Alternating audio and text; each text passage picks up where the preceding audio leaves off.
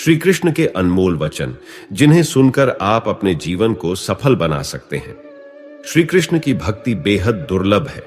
उन्होंने हमें जीवन में प्रेम, खुशी, धर्म, मोक्ष, भक्ति, योग, ध्यान, धर्म और सत्य के बारे में सब कुछ सिखाया है। जो श्रद्धा भाव से कृष्ण का दास होता है, वह सारे जगत को जीत लेता है। आप श्री कृष्ण के द्वारा कहे गए अनमोल वचनों को अपने जीवन में अपनाकर अपने जीवन को संवार सकते हैं। आइए जानते हैं श्री कृष्ण के श्रीमुख से निकले कुछ अनमोल वचनों को। वह सब कुछ करो जो तुम्हें करना है, लेकिन लालच से नहीं, अहंकार से नहीं, वासना से नहीं, ईर्ष्या से नहीं, बल्कि प्रेम, करुणा, नम्रता और भक्ति के साथ करो। भगवान श्री कृष्ण इन अनमोल वचनों के माध्यम से कार्य करने की नीयत का उल्लेख करते हैं। जब किसी भी कार्य को करने में लालच, बेईमानी या जलन होगी, तो वह कार्य न तो सही होगा और न ही उसके परिणाम फलदायी होंगे। इसके अतिरिक्त जिस कार्य को हम पूरे मन से प्रेम पूर्वक करेंगे, वह न केवल हमारे लिए बल्कि समाज के लिए भी हितकारी होगा। नरक के 3 द्वार हैं, काम, क्रोध और लोभ। जो व्यक्ति कामी प्रवृत्ति का होता है, जिसके मन में लोभ होता है, और जो अत्यधिक क्रोधी स्वभाव का होता है, उसके लिए नरक के द्वार सदैव खुले होते हैं। अर्थात ऐसे व्यक्ति को केवल नरक में ही स्थान मिलता है। श्री कृष्ण कहते हैं, मैं ही सृष्टि का आदि, मध्य और अंत हूं। भगवान श्री कृष्ण ही इस सृष्टि के पालनहार हैं। वही इस संसार की शुरुआत थे, वही मध्य हैं और वही अंत होंगे। आप जो चाहते हैं उसके लिए नहीं लड़ते हैं, तो जो खोया उसके लिए मत रो। मनुष्य सब कुछ चाहता है, पर उसे सब कुछ नहीं मिल सकता। आपको जो नहीं मिला उसके लिए पश्चाताप मत करो, और जो आपसे खो गया या अलग हो गया उसके लिए निराश मत हो। मैं सभी प्राणियों के हृदय में स्थित आत्मा हूं। हर व्यक्ति श्री कृष्ण से जुड़ा है और श्री कृष्ण हर व्यक्ति से जुड़े हैं। वही हमारे आदि, मध्य और अंत हैं। ठंडी या गर्मी, सुख या दर्द का अनुभव करें। ये अनुभव क्षणभंगुर हैं। वे आते हैं और जाते हैं। उन्हें धैर्यपूर्वक सहन करें। अन्याय का सदैव प्रतिकार करना चाहिए और पलायन नहीं, पुरुषार्थ का चयन करना चाहिए। केवल मनुष्य को ही यह सौभाग्य प्राप्त है कि वह नए कर्म करने के लिए स्वतंत्र है, जिससे वह उन्नति के शिखर पर आरूढ़ होकर उपलब्धियों के कीर्तिमान रचकर इतिहास में अद्वितीय स्थान प्राप्त कर सकता है। अकर्मण्य नहीं, कर्मठता से कार्य करते रहना चाहिए। सलाह, विचार विमर्श तथा मार्गदर्शन भले ही सबसे लेते रहें, लेकिन निर्णय स्वयं की बुद्धि से लेना चाहिए। श्री कृष्ण ने अर्जुन को पूरा ज्ञान देने के बावजूद यह स्वतंत्रता दी थी कि वह स्व विवेक से निर्णय ले और कार्य करें। तब 3 प्रकार के बताए गए हैं, शरीर, वाणी और मन। तीनों का उपयोग लोकहित में करना चाहिए। वाणी मनुष्य की सबसे अच्छी मित्र है। इससे व्यक्ति सारे संसार को अपना मित्र बना सकता है या शत्रु बना सकता है। अतः बोली की महत्ता, शब्दों का प्रभाव और वाणी को नियंत्रित और मर्यादित रखना चाहिए। पाखंड, घमंड, अभिमान, क्रोध, कठोर वाणी और अज्ञान, इनसे मनुष्य को दूर रहना चाहिए।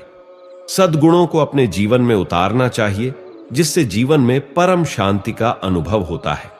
सच्चा ज्ञान आसानी से नहीं मिलता, क्योंकि केवल सूचनाओं को पढ़कर ज्ञानी नहीं बना जा सकता। इसके लिए विशेषज्ञों के पास विनम्रता और श्रद्धा पूर्वक हमें जाना चाहिए। तभी सही लक्ष्य एवं वास्तविक शिखर स्पष्ट दिखाई देने लगेगा। इस संसार में ज्ञान के समान पवित्र करने वाला दूसरा कोई साधन नहीं है। ज्ञान के प्रति जिज्ञासा होगी तभी ज्ञान प्राप्त होगा, क्योंकि शांति साधनों से नहीं, ज्ञान से प्राप्त होती है। मनुष्य को व्यवहार करते समय बहुत सावधान रहना चाहिए, क्योंकि जैसा व्यवहार करोगे वैसा ही तुम्हारे साथ भी होगा। भयग्रस्त मन मस्तिष्क से किए गए काम में यदि सफलता मिल भी जाए तो वह सम्मानीय और वंदनीय नहीं हो सकती। आदर्श व्यक्तित्व वाला व्यक्ति विपरीत परिस्थितियों में विचलित नहीं होता। राग, भय और क्रोध जब समाप्त हो जाते हैं तो व्यक्ति स्थिर बुद्धि वाला हो जाता है और वह संकट, संताप, प्रतिकूलता और अनुकूलता में संतुलन बनाए रखता है। अपने उत्कर्ष एवं अपने पतन के लिए मनुष्य स्वयं उत्तरदायी होता है। दूसरे का अहित किए बिना स्वयं का उद्धार अपने प्रयत्न और बुद्धिबल से करना चाहिए, क्योंकि मनुष्य आप ही अपना मित्र है और आप ही अपना शत्रु। यह एक व्यवहारिक सत्य है कि जो व्यक्ति अपने स्वामी की कृपा का चिंतन करते हुए पूरी ईमानदारी और निष्ठा से काम करता है, उसे स्वामी का पूर्ण संरक्षण मिलता है और स्वामी सदैव उसकी सुख सुविधा का ध्यान रखता है। किसी भी संकल्प को पूरा करने के लिए मन का स्थिर और अचल होना आवश्यक है। उद्देश्य प्राप्ति के लिए हमें निरंतर प्रयासरत रहना चाहिए। मन को बार बार अन्य बिंदुओं से हटाकर अपने लक्ष्य पर केंद्रित करने की प्रक्रिया को दोहराते रहना चाहिए। इस प्रक्रिया का चमत्कारिक प्रभाव देखने को मिलता है और कार्य तल्लीनता से संपन्न होता है। इसलिए लक्ष्य के प्रति रुचि जागरूक करनी चाहिए। आगत विगत की चिंता से मुक्त होकर कर्म पथ पर आगे बढ़ते जाना चाहिए। घटनाएं प्रकृति के घटनाक्रम की कड़ी हैं और वे समय अनुसार घटती रहती हैं। अनावश्यक चिंताओं में उलझना जीवन के अमूल्य समय को नष्ट करना है। इसलिए तनाव मुक्त होकर अपना कर्म करते जाना चाहिए। पृथ्वी, जलवायु, आकाश, अग्नि, वनस्पति आदि जीवन के आधार स्तंभ है। इनके बिना जीवन संभव नहीं और हमारी संस्कृति में इन्हें देवता माना गया है। सृष्टि में साम्य बनाए रखने के लिए जीवन, जगत एवं प्रकृति में संतुलन जरूरी है। इसलिए प्रकृति का सम्मान करो और पर्यावरण को प्रदूषण से मुक्त करो। दूसरे का कर्म यदि अपने कर्म से श्रेष्ठ भी प्रतीत हो तो भी अपना कर्म त्याग कर उसे अपनाने के लिए आतुर नहीं होना चाहिए। अपने कर्म में प्रवीणता हासिल करके उसी में अपनी पहचान बनानी चाहिए। अपने कर्म को करते हुए ही सिद्धि प्राप्त की जा सकती है। जीवन में परोपकार और समाज कल्याण का व्रत भी लेना चाहिए, क्योंकि मनुष्य जो भी अर्जित करता है उसमें समाज का योगदान होता है। इसलिए समाज का भी उस पर अधिकार है और उसका कुछ अंश समाज सेवा में लगाया जाना चाहिए। यह एक आदर्श समाजवाद का उदाहरण प्रस्तुत करता है। सभी प्राणियों का कल्याण करो। ये 3 सूत्र परोपकार, समाज सेवा और करुणा महामंत्र हैं। इनके आचरण से व्यक्ति और समाज शांत और सुखी रहेगा, क्योंकि बैर भाव, राग द्वेष सारे झगड़ों और फसाद की जड़ है। 2 प्रकार के व्यक्ति होते हैं, सज्जन और दुर्जन। जब तक सज्जन जागरूक और सक्रिय रहते हैं तब तक दुष्ट अपनी दुष्ट प्रवृत्तियों से समाज को त्रस्त नहीं कर पाते, लेकिन सज्जनों की थोड़ी सी निष्क्रियता और उदासीनता से दुष्टों का प्रभाव बढ़ने लगता है। फिर सज्जन बचाव का मार्ग अपनाने लगते हैं और हताश होकर सब कार्यों को छोड़ समाज को दुष्टों के भरोसे छोड़ देते हैं। दुष्टों पर नियंत्रण रखने और अपना कार्य जारी रखने के लिए कठोर और प्रभावी नीति अपनानी चाहिए। जीवन में प्रगति के लिए मन मस्तिष्क के साथ साथ तन का स्वस्थ रहना भी जरूरी है। कोई भी कार्य शरीर के द्वारा किया जाता है। यदि शरीर अस्वस्थ है तो वह कभी कोई कार्य नहीं कर पाएगा। अतः शरीर साधना बेहद जरूरी है। जीवन में यदि सफलता चाहते हैं तो कर्म और लोक कल्याण में समन्वय जरूरी है। तभी जीवन का समग्र विकास हो पाएगा।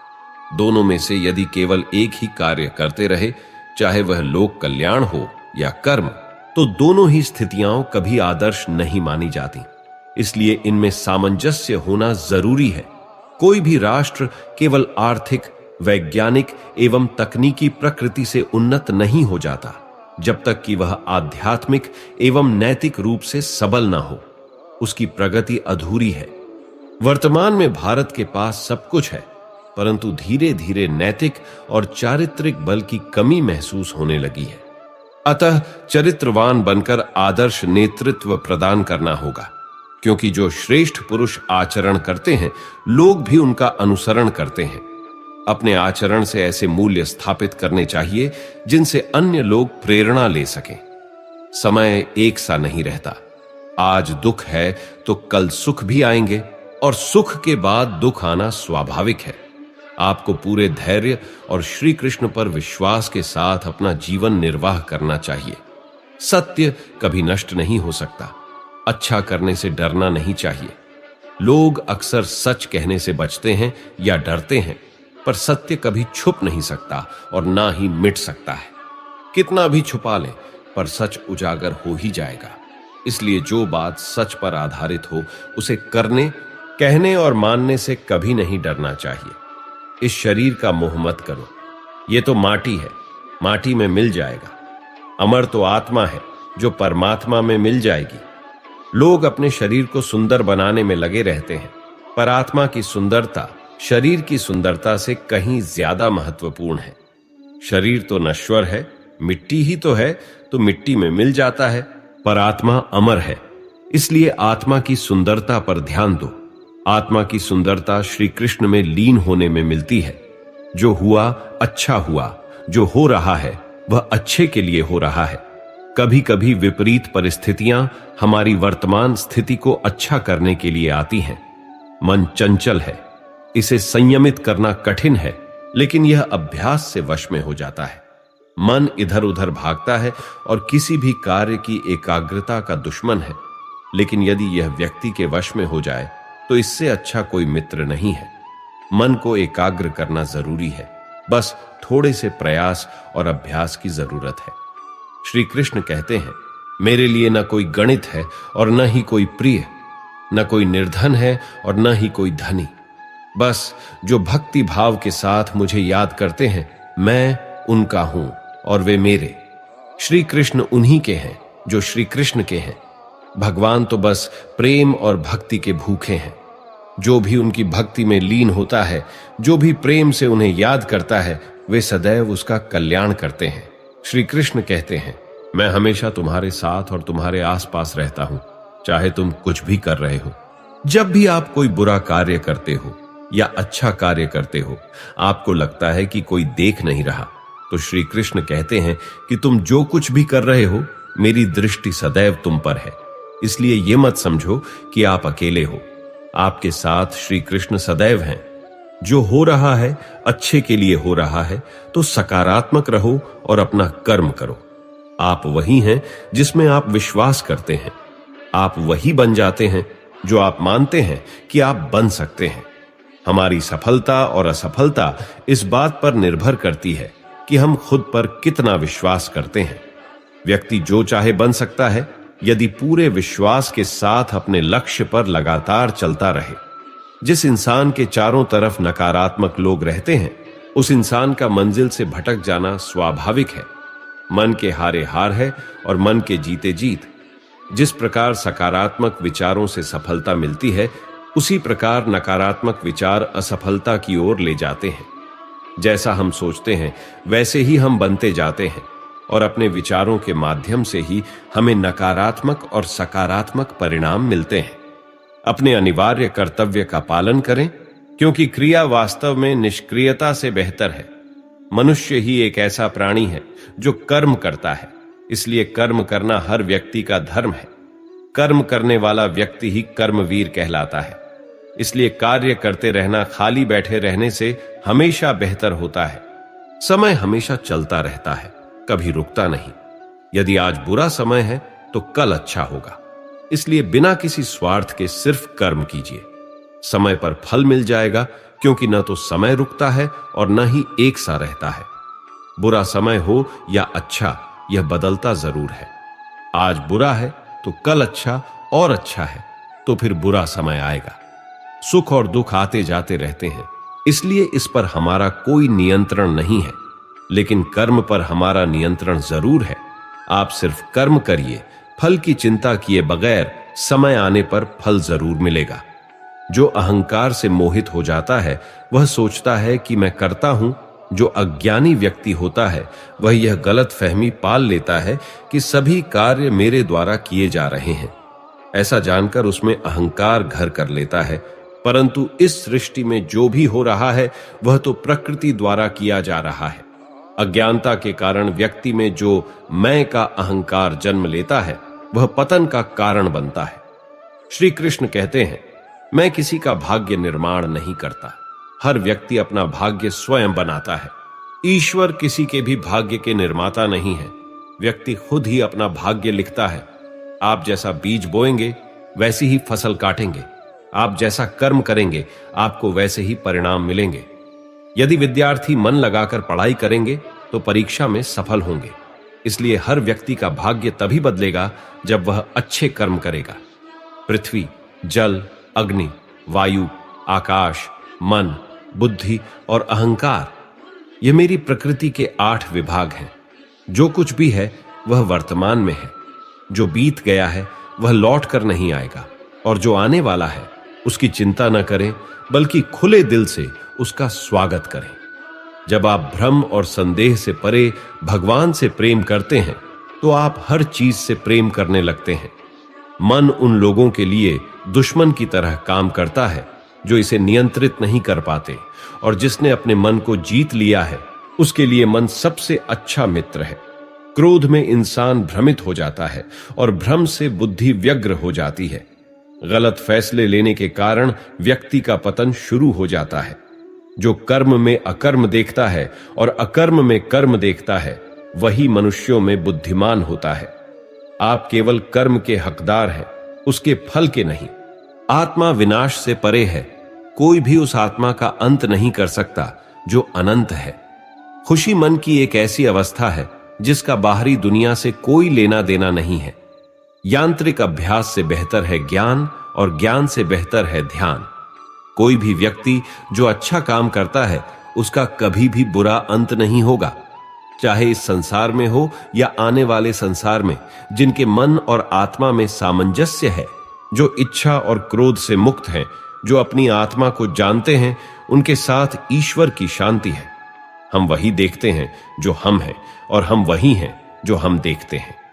बुरे कर्म करने नहीं पड़ते, वे हो जाते हैं, और अच्छे कर्म होते नहीं, उन्हें करना पड़ता है। क्या गया है तुम्हारा जो तुम रोते हो? तुम इस संसार में क्या लाए हो जो तुमने खो दिया? तुमने क्या पैदा किया जो खो दिया? क्योंकि तुमने जो भी लिया यहीं से तो लिया, जो भी दिया यहीं पर दिया। आज जिसे तुम अपना कह रहे हो, कल वह किसी और का था और परसों किसी और का होगा। फिर क्यों रोते हो? परिवर्तन ही संसार का नियम है। यह प्रकृति है जो सभी गलतियों का कारण बनती है। अहंकार से मोहित मूर्ख यह धारणा रखते हैं कि मैंने किया। गर्मी और ठंड, सुख और दुख की भावना इंद्रियों के अपनी वस्तुओं के संपर्क के कारण होती है। ये आते हैं और चले जाते हैं। चिरकाल तक आपको उन्हें स्वीकार करना चाहिए। पूर्ण लगन के साथ अपना कार्य करो, लेकिन उसके फल की इच्छा मत करो, क्योंकि जब आप फल की इच्छा करते हैं तो कहीं ना कहीं आप अपने कार्य में पूर्ण रूप से समर्पित नहीं हो पाते। गति के लिए चरणों पर ध्यान देना आवश्यक है, किंतु प्रगति के लिए सदैव आचरण पर ही ध्यान देना चाहिए। प्रकृति द्वारा निर्धारित कर्तव्य का पालन करते हुए व्यक्ति ने कोई पाप नहीं किया। वह मूर्ख है जो प्रेम को बकवास कहता है। प्रेम इस दुनिया की जड़ है जिससे यह दुनिया बनी है। अपनी इच्छा की शक्ति से अपने आप को नया आकार दें। अपने आप को कभी भी स्वेच्छा से नीचा न होने दें। बुद्धिमान अपनी चेतना को एकीकृत करते हैं और कर्म के फल के प्रति आसक्ति को त्याग देते हैं। कर्म का वास्तविक लक्ष्य आत्मा का ज्ञान है। हम जो कुछ भी हैं वह हमारे विचारों का परिणाम है। हम अपने विचारों से बनते हैं और उन्हीं से ढाले जाते हैं। श्री कृष्ण कहते हैं, ऐसा कोई समय नहीं था जब मैं नहीं था, न आप, न इनमें से कोई राजा, न ही कोई भविष्य होगा जिसमें हम नहीं रहेंगे। परिपक्व लोग सोचते हैं कि ज्ञान और क्रिया अलग अलग हैं, लेकिन बुद्धिमान उन्हें एक मानते हैं। जिस प्रकार शरीर में रहने वाला व्यक्ति बचपन, युवावस्था और वृद्धावस्था से गुजरता है, उसी प्रकार मृत्यु के समय वह केवल दूसरे प्रकार के शरीर में प्रवेश करता है। बुद्धिमान लोग इसके बहकावे में नहीं आते। न यह शरीर तुम्हारा है और न ही तुम शरीर के मालिक हो। यह शरीर तो अग्नि, जल, वायु, पृथ्वी और आकाश से बना है और इन्हीं में मिल जाएगा, परंतु आत्मा स्थिर है। तुम अपने आप को मुझे अर्पित करो, यही सबसे उत्तम सहारा है। जो इसके सहारे को जानता है वह भय, चिंता और शोक से सर्वदा मुक्त रहता है। इच्छाओं में कमी ही सुख की कुंजी है। जो पहले विष जैसा लगता है लेकिन अंत में अमृत जैसा स्वाद देता है, वही सत्य का आनंद है जो स्वयं के साथ शांति से उत्पन्न होता है। उम्मीद ही आपको रिश्ते में कमजोर बनाती है। उम्मीद का जन्म आपके मन में ही होता है। शांत, नम्रता, मौन, संयम और पवित्रता ये मन का अनुशासन है। सभी स्वार्थी इच्छाओं पर काबू पाना पर्याप्त नहीं है। स्वामित्व और अहंकार को वश में करना भी आवश्यक है। जिसे तुम अपना समझकर मग्न हो रहे हो, वही प्रसन्नता तुम्हारे दुखों का कारण है। कर्म मुझसे नहीं चिपकते, क्योंकि मैं उनके परिणामों से जुड़ा नहीं हूं। जो लोग इसे समझते हैं और इसका अभ्यास करते हैं, वे स्वतंत्रता में जीते हैं। जो मनुष्य प्रकृति के गुणों से अनासक्त है और जो पूरी तरह से दिव्य ज्ञान में स्थित है, उसके सारे कर्म परमात्मा में विलीन हो जाते हैं। अभी निराश मत हो, क्योंकि वक्त कमजोर हो सकता है, तू नहीं। भले ही दुर्बलता ईश्वर द्वारा दी जाती है, लेकिन गरिमा मनुष्य का मन स्वयं निर्मित करता है। अंत में सभी आत्माओं को परमात्मा में मिल जाना है। यही आत्मा का अंतिम लक्ष्य है। सभी जीव मुझ में हैं और मैं सभी जीवों में हूं। तुम्हारे कर्म ही तुम्हारे भाग्य के निर्माता हैं। तुम्हारा मोह ही तुम्हारे दुखों का सबसे बड़ा कारण है। आज वह तुम्हारा है, कल किसी और का होगा। इसलिए व्यर्थ का पछतावा मत करो। वर्तमान में जीना और उसका अनुभव ही जीवन है। आत्मा अमर है। इसे न कोई शस्त्र काट सकता है और न ही अग्नि इसे जला सकती है। जल इसके तेज को बुझा नहीं सकता और न ही वायु इसे सुखा सकती है। किसी और के जीवन की नकल करने से बेहतर है कि तुम अपने भाग्य को अपूर्ण रूप से जियो। बुराई से कुछ समय के लिए बच सकते हो, लेकिन वह तुम्हें हजारों की भीड़ में भी ढूंढ लेगी। जैसे गायों के झुंड में बछड़ा अपनी मां को ढूंढ लेता है। सभी जीवों का निर्माता मैं हूं, तो किसी जीव को कष्ट देकर मुझे खुश कैसे देख सकते हो? कृष्ण का सेवक बनकर ही जीवन सफल होता है। चिंता मत करो, चिंतन करो। घमंड व्यक्ति को डुबा देता है। मैं विधाता होकर भी विधि के विधान को टाल नहीं सकता। मन सफेद कपड़े जैसा है, जिस रंग में डुबाओगे वही रंग छड़ेगा। उठो और श्री कृष्ण के चरणों का वंदन करो। लज्जा और अभिमान छोड़ दो। मन को निर्विकल्प कर लो और वृत्ति को सावधान करके हरि चरणों का वंदन करो। जीवन में सुख ही सुख है, अगर हम आशाओं का त्याग कर दें। जीवन में आधे दुखों का कारण बड़ी बड़ी आशाएं हैं। जो व्यक्ति तुम्हारी कद्र नहीं करता, उसके साथ रहने से अच्छा है कि अकेले रहो। मेरा तेरा, छोटा बड़ा, अपना पराया, इन भेदों को मन से मिटा दो, फिर सब तुम्हारा है और तुम सबके हो। अपने कार्यों के परिणामों का कारण स्वयं को कभी न समझो और अपने कर्तव्य से कभी विमुख ना हो, चाहे वह बुरा ही क्यों न लगे। ऐसा सत्य बोलो जो सत्य हो, लेकिन ऐसा झूठ न बोलो जो सत्य जैसा लगे। प्रेम का अनुभव ऐसा है जो व्यक्ति को कभी परास्त नहीं होने देता। वक्त से हारा या जीता नहीं जाता, बल्कि वक्त से सीखा जाता है। तुम्हारे मन की गतिविधियों, श्वास और भावनाओं के माध्यम से मेरी शक्ति सदा तुम्हारे साथ है और बस एक साधन की तरह सभी कार्य कर रही है। हर किसी का जन्म किसी न किसी कारण से होता है। इसे पहचानो और कर्म करते रहो। कोई भी मनुष्य पूर्ण नहीं होता। किसी में कोई कमी होती है तो किसी में कोई अच्छाई। इसलिए अपनी तुलना किसी से मत करो, बल्कि पूर्ण निष्ठा से अपना कर्म करो। कर्मवीर ही अपनी पहचान बनाते हैं। जो कर्म नहीं करते वे विलुप्त हो जाते हैं। आत्मज्ञान की अग्नि कर्म के सभी बंधनों को भस्म कर देती है। हे अर्जुन, जैसे धधकती आग लकड़ी को राख कर देती है, वैसे ही आत्मज्ञान कर्मों को नष्ट कर देता है।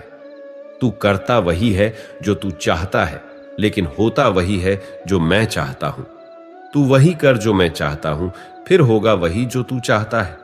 भगवान श्री कृष्ण कहते हैं, खुद पर विश्वास करो और कर्म करते रहो। जिस व्यक्ति को कोई लगाव नहीं है, वही वास्तव में दूसरों से प्यार कर सकता है, क्योंकि उसका प्यार शुद्ध और दिव्य होता है। मुझे प्राप्त करने का एकमात्र तरीका प्रेम है।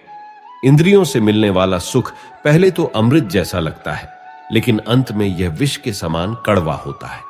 जीवन न तो भविष्य में है, न अतीत में है। जीवन तो बस इस पल में है। जीवन इस क्षण का नाम है। मेरा विश्वास करो और हार मत मानो। वह मुझे प्रिय है जो सुख के पीछे नहीं भागता, न दुख से दूर भागता है, न शोक करता है, न लालसा करता है।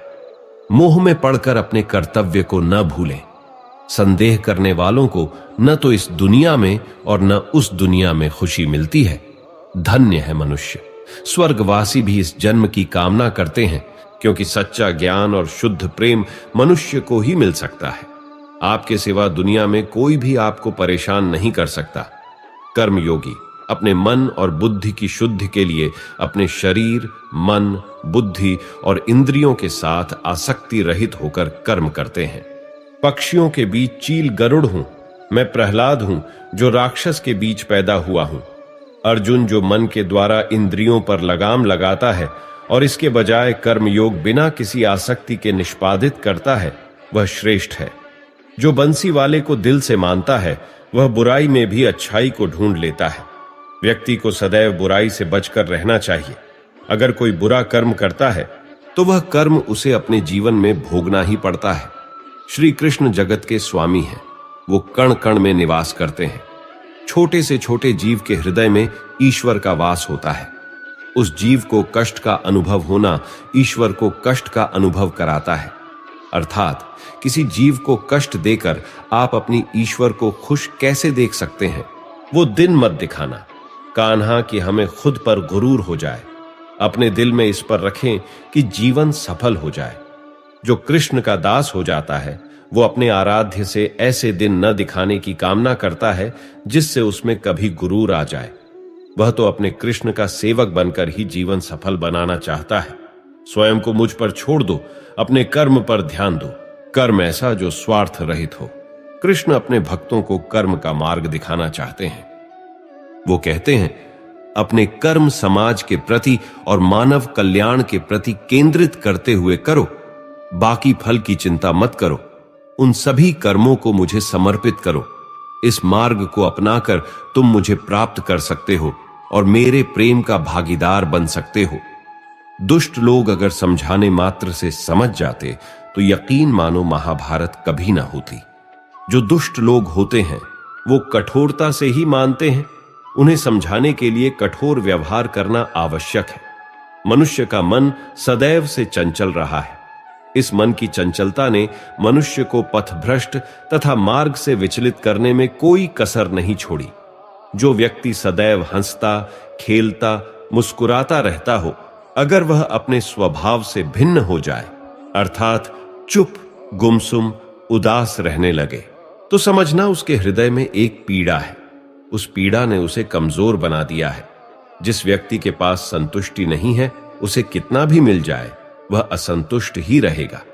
जिस व्यक्ति के पास संपूर्ण धन, दौलत, ऐश्वर्य, वैभव सब है मगर संतुष्टि नहीं है, उस धन दौलत का कोई अर्थ नहीं। वह सदैव असंतुष्ट की स्थिति में ही रहता है। जिसके पास संतुष्टि है वह थोड़े में भी संतुष्ट रहता है। जिंदगी में सदैव अवसरों का आनंद लेना चाहिए, लेकिन किसी के भरोसे को तोड़कर नहीं। जिंदगी में भरोसा एक ऐसी चीज है जिसे प्राप्त करना वर्षों की मेहनत के समान है। फिर भी यह प्राप्त हो या नहीं, यह भाग्य पर निर्भर करता है। किंतु भरोसे को तोड़कर पुनः प्राप्त करना संभव नहीं है। इसलिए जिंदगी में अवसरों का आनंद सदैव लें, लेकिन भरोसे को कभी टूटने न दें। प्रेम में कोई वियोग नहीं होता। प्रेम ही अंतिम योग है, अंतिम मिलन है। प्रेम कभी ना समाप्त होने वाली प्रक्रिया है। जिस व्यक्ति को प्रेम हो जाता है वह फिर जीवन और जीवन के बाद भी प्रेम के वशीभूत रहता है। प्रेम को प्राप्त करने के लिए त्याग, तपस्या और योग का सहारा लेना पड़ता है। कभी भी स्वयं पर घमंड मत करना। पत्थर भी भारी होकर पानी में अपना वजूद खो देता है। जो व्यक्ति अपने अहंकार से भारी हो जाता है वह उस पत्थर की भांति होता है जो भारी होने के बावजूद भी नदी की धारा में डूबकर अपना अस्तित्व खो देता है। अगर ईश्वर तुम्हें ज्यादा प्रतीक्षा करवा रहा है तो हो सकता है जितना तुमने मांगा है उससे ज्यादा देने वाला हो। अगर किसी लक्ष्य, खुशी या सफलता की प्राप्ति में लंबा समय लग रहा है तो प्रतीक्षा की अवधि अधिक है। हो सकता है आपकी अपेक्षा से ज्यादा आपको मिलने वाला है। अपने कर्म पर अडिग रहिए और उस ईश्वर पर विश्वास रखिए जो आपके कर्म की परीक्षा ले रहा है। जिंदगी न तो भविष्य में है और न अतीत में। जिंदगी तो बस इस पल में है। केवल इस पल में जो लोग जीवन को भूत और अतीत के भरोसे छोड़ देते हैं, उन्हें श्री कृष्ण सावधान करते हैं। जीवन का अर्थ न भूत है और न भविष्य। जीवन केवल और केवल वर्तमान है। इसलिए वर्तमान में अपने जीवन को आनंद पूर्वक जिएं। निस्वार्थ कर्म को अपने जीवन में अपनाएं, जो विधाता की लीक में होता है उसी का फल हमें मिलता है। विधि के विधान को स्वयं ईश्वर भी नहीं टाल सकते। जिस प्रकार राधा से कृष्ण निश्चल भाव से प्रेम करते थे, प्रेमिका के भाव से मीरा कृष्ण को पति मानती थी, मगर विधि के विधान में रुक्मिणी का साथ लिखा था, जिसे स्वयं विधाता भी नहीं टाल सके। संपूर्ण जगत, ब्रह्मांड, चर अचर, सब में ईश्वर का वास है। यह ईश्वर की माया ही है जो पूरे ब्रह्मांड में व्याप्त है। ईश्वर धरती पर मधुर संगीत है, वही ईश्वर अग्नि की ऊष्मा है। उसी ईश्वर का वास प्रत्येक प्राणी में है, जो सन्यासियों के चित्त को शांत कर साधना में लीन करता है। वह आत्म संयम भी ईश्वर ही है। फल की अभिलाषा छोड़कर कर्म करने वाला पुरुष ही अपने जीवन को सफल बनाता है। जो व्यक्ति कर्म में विश्वास रखता है, अपने कर्म से पीछे नहीं हटता और फल की चिंता नहीं करता, वह पुरुष अपने जीवन को सफल बनाता है। भले ही चिंता करने वाला व्यक्ति कभी अपने जीवन को सफल नहीं बना सकता। इस भौतिक जगत में जो व्यक्ति न तो सुख की प्राप्ति से हर्षित होता है और न अशुभ के प्राप्त होने पर उससे घृणा करता है, वह पूर्ण ज्ञान में स्थिर रहता है। यह संसार नश्वर है। इस जगत में दुख, सुख, हर्ष, विषाद आदि लगा रहता है। क्षण भर के सुख से जो खुश नहीं होता और अशुभ होने पर जो दुखी नहीं होता, वह व्यक्ति सच्चा ज्ञानी होता है।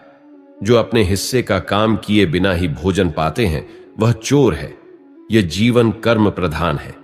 जो व्यक्ति कर्म करके, परिश्रम करके अपने लिए कुछ अर्जित करता है, वह वास्तविक रूप से उस फल का भागी है।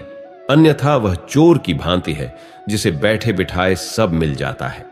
जिस व्यक्ति को आपकी कद्र नहीं है, उसके साथ खड़े रहने से बेहतर है कि आप अकेले रहें। जिस व्यक्ति के पास आपके लिए मान सम्मान और कद्र नहीं है, उनके साथ रहना व्यर्थ है। वे सदैव आपके प्रति शत्रुता का भाव रखते हैं। ऐसे व्यक्तियों के साथ रहने से उत्तम है कि आप अकेले रहें। हद से ज्यादा सीधा सादा होना भी ठीक नहीं है, क्योंकि जंगल में सबसे पहले सीधे पेड़ों को काटा जाता है। इस जीवन में अधिक सीधा या सरल होना अनुचित है। जो सरल और सीधे स्वभाव का होता है, लोग उसका अनायास फायदा उठाते हैं। दिव्यता केवल शक्तिशाली होने में नहीं, बल्कि दूसरों में शक्ति जागृत करने में होती है। दिव्यता को प्राप्त करने वाला व्यक्ति शक्तिशाली तब तक नहीं हो सकता जब तक वह दूसरों के हित में ना हो। वह व्यक्ति दूसरों को दिव्य बनाता है। इसमें उसके शक्तिशाली होने का परिचय मिलता है। जिंदगी के इस रण में खुद ही कृष्ण और खुद ही अर्जुन बनना पड़ता है। रोज अपना सारथी बनकर जीवन के महाभारत से लड़ना पड़ता है। यह जीवन एक रणभूमि है। यहां निरंतर संघर्षों का सामना करना पड़ता है। इस संघर्ष रूपी महाभारत में स्वयं अपना सारथी, अपना मार्गदर्शक और योद्धा बनना होता है।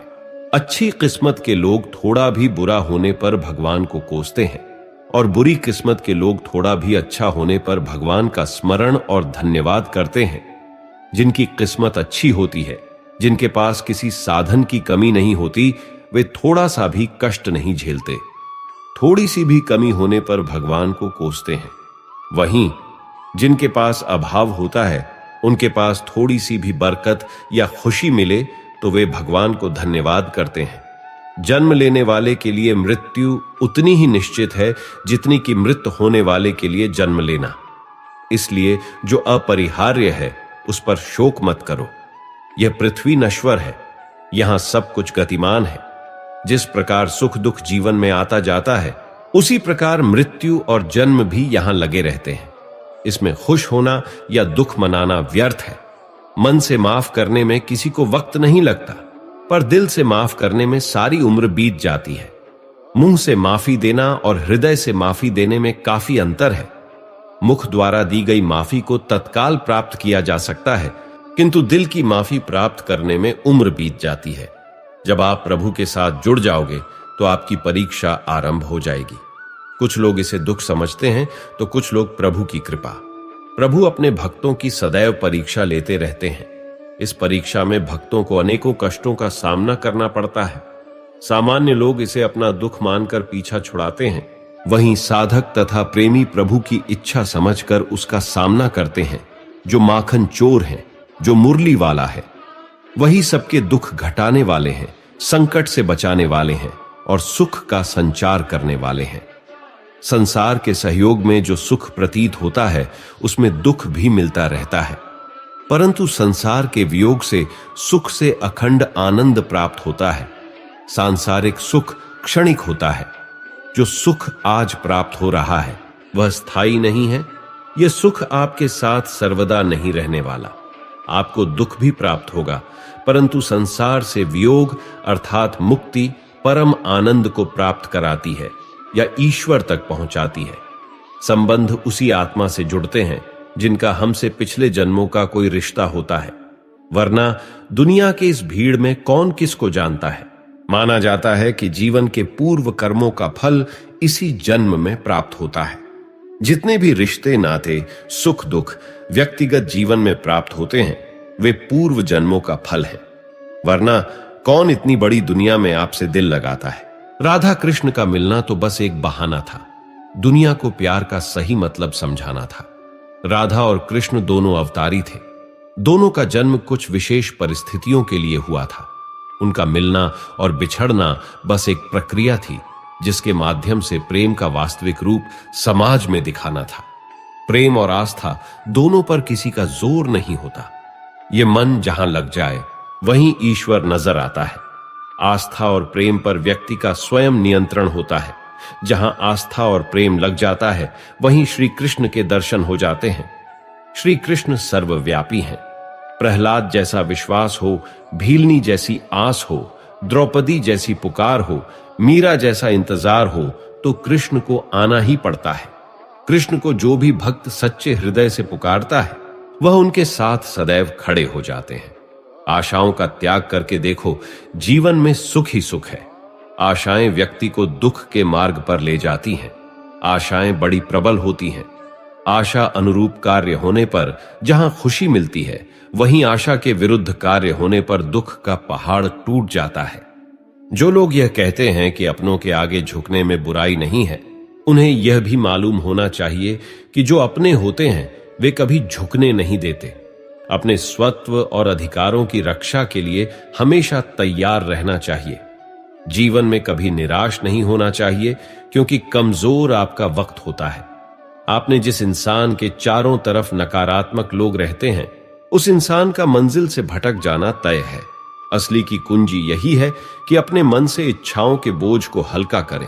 अपने दिल को अपने काम पर लगाएं, उसके इनाम या परिणाम पर नहीं। अगर आप किसी को छोटा देख रहे हैं तो आप उसे या तो दूर से देख रहे हैं या अपने भीतर के अहंकार से युद्ध कर रहे हैं। जीवन की सफलता केवल 3 शस्त्रों से प्राप्त होती है: धर्म, धैर्य और साहस। एक समय पार्वती जी ने पूछा, महादेव जी, किस ज्ञान के बल पर संसार के सब लोग आपको शिव कहकर पूछते हैं? मृगछाला ओढ़े और अपने सभी अंगों में शमशान की विभूति लगाए हुए, गले में सर्प और नरमुंडों की माला पहने हुए, इनमें तो कोई भी पवित्र नहीं। फिर आप किस ज्ञान से पवित्र माने जाते हैं? तब महादेव ने उत्तर दिया, प्रिय सुनो, मैं गीता ज्ञान को अपने हृदय में धारण करने से पवित्र माना जाता हूं। इस ज्ञान से मुझे बाहर के कर्म नहीं व्याप्त थे। तब पार्वती जी ने कहा, हे भगवत, जिस गीता ज्ञान की आप ऐसी स्तुति करते हैं उसके श्रवण करने से क्या कोई कृतार्थ भी हुआ है? महादेव ने उत्तर देते हुए कहा, इस ज्ञान को सुनकर बहुत से जीव कृतार्थ हुए हैं और आगे भी होंगे। मैं तुम्हें एक पुरातन कथा कहता हूं, तुम सुनो। एक समय पाताल लोक में शेषनाग की शैया पर श्री नारायण जी नयन मूंद कर आनंद में मग्न थे। उस वक्त भगवान के चरण दबाते हुए लक्ष्मी जी ने पूछा, हे प्रभु, निद्रा और आलस्य तो उन पुरुषों को व्याप्त है जो जीव तामसी होते हैं। आप तो वासुदेव हैं। आप जो नेत्र मूंद रहे हैं इससे मुझे बड़ा आश्चर्य है। नारायण जी ने उत्तर देते हुए कहा, हे लक्ष्मी, मुझको निद्रा आलस्य नहीं व्याप्त था। एक शब्द रूप जो भगवत गीता है, उसमें जो ज्ञान है उसके आकार रूप है। यह गीता शब्द रूप अवतार है। इस गीता में 5 अध्याय मेरे मुख्य हैं, 10 अध्याय मेरी भुजाएं हैं, 16 अध्याय मेरा हृदय और मन है और मेरा उद्धार है, 17वां अध्याय मेरी जंघा है, 18वां अध्याय मेरे चरण हैं। गीता श्लोक ही मेरी नाड़ियां हैं और जो गीता के अक्षर हैं वह मेरा रूप है। मेरा शब्द रूपी जो गीता ज्ञान है उसी के अर्थ में हृदय में विचार करता हूं और बहुत आनंद को प्राप्त होता हूं। लक्ष्मी जी बोली, केशरी नारायण जी, श्री गीता का इतना ज्ञान है तो क्या उसे सुनकर कोई जीव कृतार्थ भी हुआ है? तब श्री नारायण ने कहा, हे लक्ष्मी, गीता ज्ञान को सुनकर बहुत से जीव कृतार्थ हुए हैं, तुम श्रवण करो। एक व्यक्ति था जो चांडाल के कर्म करता था और तेल नमक का व्यापार करता था। उसने एक बकरी पाली। एक दिन वह बकरी चराने के लिए वन में गया और वृक्ष से पत्ते तोड़ने लगा। वहां उसे एक सांप ने डंस लिया, जिससे वह तुरंत मर गया। मरने के बाद उसने बहुत से नरक भोगे और फिर उसका जन्म बैल के रूप में हुआ। उस बैल को एक भिक्षुक ने पकड़ लिया। वह भिक्षुक उस पर चढ़कर सारे दिन मांगता फिरता। जो कुछ भिक्षा मांगकर लाता वो उसे अपने परिवार के साथ मिलकर खाता और वह बैल सारी रात द्वार पर खड़ा रहता। उसके खाने पीने का भी कोई ख्याल नहीं करता था और सुबह होते ही बैल पछाड़कर फिर मांगने निकल जाता। जब बहुत दिन हो गए तो वह बैल भूख से गिर गया, लेकिन उसके प्राण नहीं निकले। नगर के लोगों ने देखा कि कोई तीर्थ का फल देता तो कोई व्रत का फल, तब भी उस बैल के प्राण नहीं छूटे। एक दिन एक गणिका आई और लोगों से पूछा, यह कैसी भीड़ है? तो उन्होंने कहा कि इसके प्राण नहीं निकलते, अनेक पुण्यों का फल दे रही है, तब भी इसकी मुक्ति नहीं होती। तब गणिका ने कहा, मैंने जो कर्म किया है उसका फल मैं इस बैल को देती हूं। इतना कहते ही बैल की मुक्ति हो गई। तब बैल ने ब्राह्मण के घर जन्म लिया। पिता ने उसका नाम सुशर्मा रखा। उसके पिता ने उसे पढ़ाया लिखाया। उसे अपने पिछले जन्म की सुध थी। एक दिन उसने मन में विचार किया कि जिस गणिका ने मुझे बैल की योनि से छुड़ाया था उसका दर्शन करूं। वह विप्र चलते चलते गणिका के घर गया और कहा, आप मुझे पहचानती हैं? गणिका ने कहा, मैं नहीं जानती, तुम कौन हो? तब उसने कहा, मैं वही बैल हूं जिसको आपने अपने पुण्य दिए थे। तब मैं बैल की योनि से छूटा था, अब मैं विप्र के घर जन्मा हूं, आप अपना पुण्य बताएं। गणिका ने कहा, मैंने अपने जन्म में पुण्य नहीं किया, परंतु मेरे घर एक तोता है। वह रोज सुबह कुछ पढ़ता है, मैं उसका वाक्य सुनती हूं। उस पुण्य का फल मैंने तुम्हें दे दिया। तब विप्र ने तोते से पूछा, तू सुबह क्या पढ़ता है? तोते ने कहा, मैं पिछले जन्म में विप्र का पुत्र था। मेरे गुरु मुझे गीता के पहले अध्याय का पाठ सुनाया करते थे। एक दिन मैंने उनसे कह दिया कि मुझको आपने ये क्या पढ़ा दिया है। तब गुरुजी ने मुझे श्राप दिया कि तू तोता बन जाएगा। इसके बाद से मैं तोता बन गया। एक दिन बहेलिया मुझे पकड़ ले आया और एक विप्र ने मुझे मोल ले लिया। वह विप्र भी अपने पुत्र को गीता का पाठ सिखाता था। तब मैंने भी यह पाठ सीख लिया। उसी दिन विप्र के घर में चोर घुस गए। उन्हें धन तो प्राप्त नहीं हुआ, लेकिन वह मेरा पिंजरा उठा ले गए। उनकी यह गणिका मित्र थी। वह मुझे उसके पास ले आए। सुमन नित्य प्रातः गीता जी के पहले अध्याय का पाठ करता हूं, जिसे यह गणिका सुनती है। पर इस गणिका को समझ में नहीं आती है जो मैं पढ़ता हूं। वही सुनकर इस गणिका ने तुझे निमित्त दिया था। वह श्री गीता जी के पहले अध्याय का फल था। तब विप्र ने कहा, हे तोते, तू भी विप्र है, मेरे आशीर्वाद से तेरा कल्याण हो। लक्ष्मी जी बोली, केशरी नारायण जी, श्री गीता का इतना ज्ञान है तो क्या उसे सुनकर कोई जीव कृतार्थ भी हुआ है? तब श्री नारायण ने कहा, हे लक्ष्मी, गीता ज्ञान को सुनकर बहुत से जीव कृतार्थ हुए हैं, इसलिए तुम श्रवण करो। एक व्यक्ति था जो चांडाल के कर्म करता था और तेल नमक का व्यापार करता था। उसने एक बकरी पाली। एक दिन वह बकरी चराने के लिए वन में गया और वृक्ष से पत्ते तोड़ने लगा। वहां उसे एक सांप ने डंस लिया, जिससे वह तुरंत मर गया। मरने के बाद उसने बहुत से नरक भोगे और फिर उसका जन्म बैल के रूप में हुआ। उस बैल को एक भिक्षुक ने मोह लिया। वह भिक्षुक उस पर चढ़कर सारे दिन मांगता फिरता, जो कुछ भिक्षा मांग कर लाता वह उसे अपने परिवार के साथ मिलकर खाता, और वह बैल सारी रात द्वार पर खड़ा रहता। उसके खाने पीने का भी कोई ख्याल नहीं करता था, और सुबह होते ही बैल पछाड़ कर फिर मांगने निकल जाता। जब बहुत दिन हो गए तो वह बैल भूख से गिर गया, लेकिन उसके प्राण नहीं निकले। नगर के लोगों ने देखा तो उस बैल को कोई तीर्थ का फल देता तो कोई व्रत का फल, तब भी उस बैल के प्राण नहीं छूटे। एक दिन एक गणिका आई। उसने लोगों से पूछा, यह कैसी भीड़ है? तो उन्होंने कहा, इसके प्राण नहीं निकलते, अनेक पुण्यों का फल दे रही है, तब भी उसकी मुक्ति नहीं होती। तब गणिका ने कहा, मैंने जो कर्म किया है उसका फल मैं इस बैल को देती हूं। इतना कहते ही बैल की मुक्ति हो गई। तब बैल ने ब्राह्मण के घर जन्म लिया। पिता ने उसका नाम सुशर्मा रखा। उसके पिता ने उसे पढ़ाया लिखाया, और उसे अपने पिछले जन्म की सुध थी। उसने एक दिन मन में विचार किया कि जिस गणिका ने मुझे बैल की योनि से छुड़ाया था उसका दर्शन करूं। विप्र चलते चलते गणिका के घर गया और कहा, आप मुझे पहचानती हैं? गणिका ने कहा, मैं नहीं जानती, तुम कौन हो? तब उसने कहा, मैं वही बैल हूं जिसे आपने अपने पुण्य दिए थे। तब मैं बैल की योनि से छूटा था, अब मैं विप्र के घर जन्मा हूं, आप अपना पुण्य बताएं। गणिका ने कहा, मैंने अपने जन्म में पुण्य नहीं किया, परंतु मेरे घर एक तोता है, वह रोज सुबह कुछ पढ़ता है, मैं उसका वाक्य सुनती हूं, उस पुण्य का फल मैंने तुम्हें दे दिया। तब विप्र ने तोते से पूछा, तू सुबह क्या पढ़ता है?